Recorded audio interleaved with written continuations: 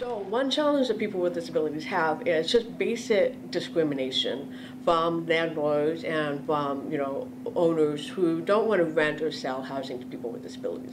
And we have a fair housing testing program, which means that what we do is we have a person with a disability and a person without a disability, same gender, same general age, same race, go and try to rent an apartment from somebody.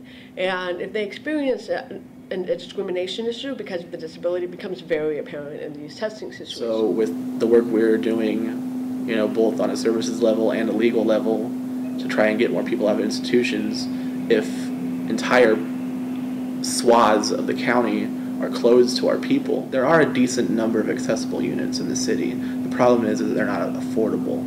And for people with disabilities, we have 70% unemployment.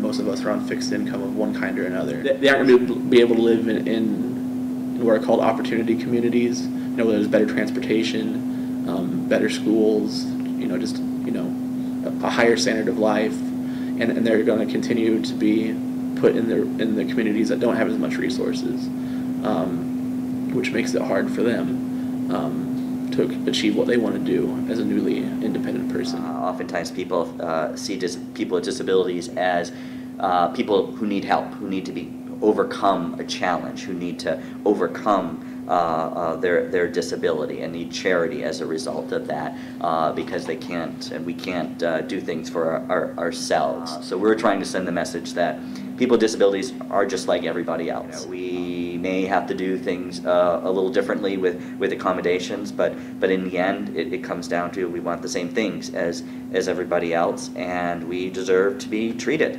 as the way everybody else is treated.